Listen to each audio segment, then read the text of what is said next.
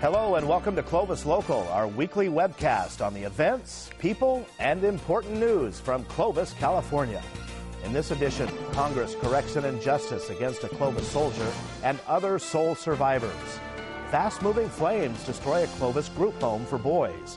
And pole vaulters dazzle the crowd in Old Town Clovis.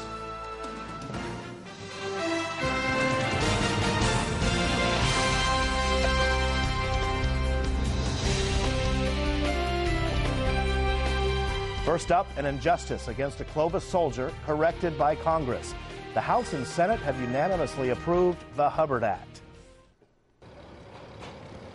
When soldiers are honorably discharged, you would expect them to receive all the benefits they're entitled to. But when Army Specialist Jason Hubbard returned to Clovis after losing both his brothers to the war in Iraq, the Army demanded he repay $2,000 of his $6,000 enlistment bonus. What's more, they denied his transitional health benefits. When I separated from the military, I had gone through probably the second worst tragedy of my entire life, losing my second brother. Marine Lance Corporal Jared Hubbard was killed by a roadside bomb in November of 2004. He enlisted in the Marines 3 months after the terror attacks of 9/11. In 2005, Jason and Nathan Hubbard enlisted in the Army. A year ago, Nathan and 9 other soldiers died in a helicopter crash in Kirkuk.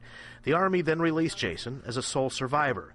He was surprised when he was asked to give back some of his enlistment bonus. I do not believe that the Army had it out for me or that anybody made a poor judgment. Simply the wrong type of verbiage and wordage was in the policies that are in existence. But what we did not foresee was that his benefits were going to be pulled away from him.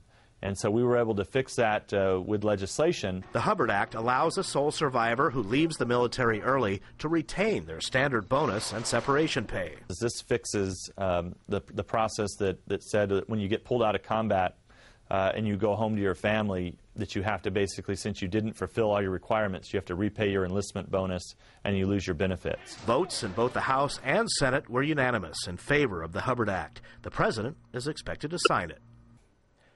Fast-moving flames destroyed a Clovis group home for boys. It's a KSEE 24 News exclusive. 4 boys and a staff member were able to get out of the home safely on Thursday. Fire crews finding the entire roof of the home engulfed in flames. It was a group home which houses 4 foster kids and 1 staff person. Officials say the home, a total loss, damage estimated at $500,000. They say the fire was likely caused by an electrical problem connected to the air conditioner. Clovis firefighters joined others from across California to fight the so-called Telegraph Fire in Mariposa County. Crews made good progress on the fire this week, but not before at least 24 homes were destroyed. Hundreds of mountain residents had to act fast and evacuate in advance of the fast-moving flames. As of Friday, August 1st, 34,000 acres had burned, and the fire was 60% contained. Still, thousands of homes are threatened as the firefight rages on. Clovis police report 4 arrests in a string of local burglaries. 20-year-old Eli Ledbetter, 18-year-old Alexi Morgan, 21-year-old Andrea Chadwick, and 41-year-old Betty Reyes arrested this week after police say they tried to pawn a stolen digital camera. Inside their home, police say they found tens of thousands of dollars of stolen goods from 9 burglaries. Another burglary case in Clovis, this one involving a man accused of hitting his own neighborhood. Police say 22-year-old Ashbir Arafane broke into a home on West Mitchell Avenue just a few blocks away from where Arafane lives. Cops caught up with him later when they say he had $21,000, that is $2,100, worth of stolen property.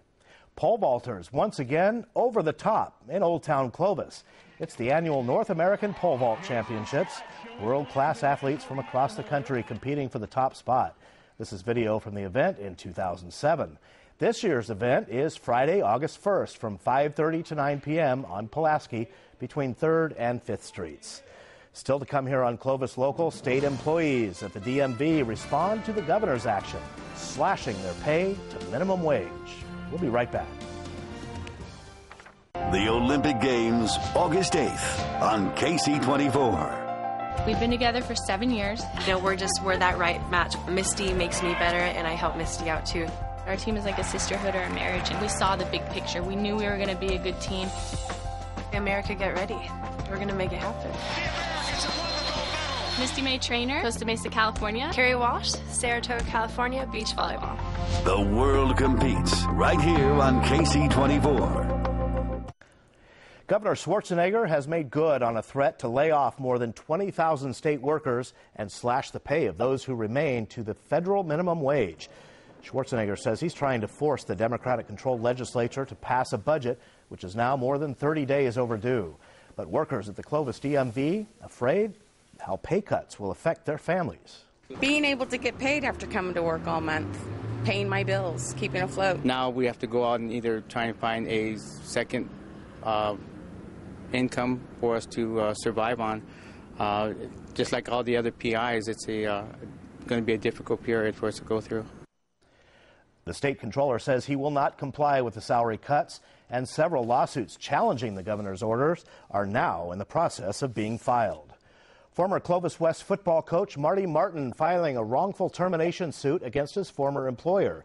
Martin lost his job in January, he believes, because of pressure from parents and boosters to get rid of him. Martin has hired Dan Siegel to represent him in the case. Siegel, the former attorney for former Fresno State volleyball coach Lindy Vivas. She sued the college for wrongful termination.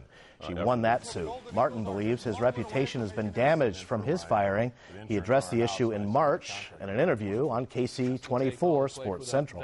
But you can't treat people this way. You know, it's not, you know, our coaches, everybody in the district, everybody, you know, that takes on the job of a coach has a responsibility to the young men like the guys that are here in this room. You know, there's a big responsibility to that.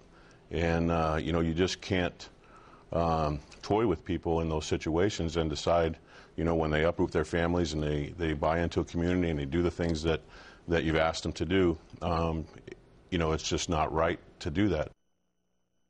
A spokesman for Clovis Unified says the district has not been served with a lawsuit and would not comment on pending litigation.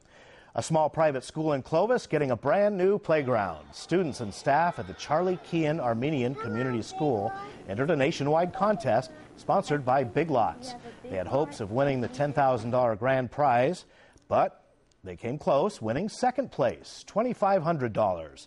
3 months ago, the school moved to its permanent location, and the prize will help jumpstart efforts to turn an empty lot on the school grounds into a beautiful playground for the students.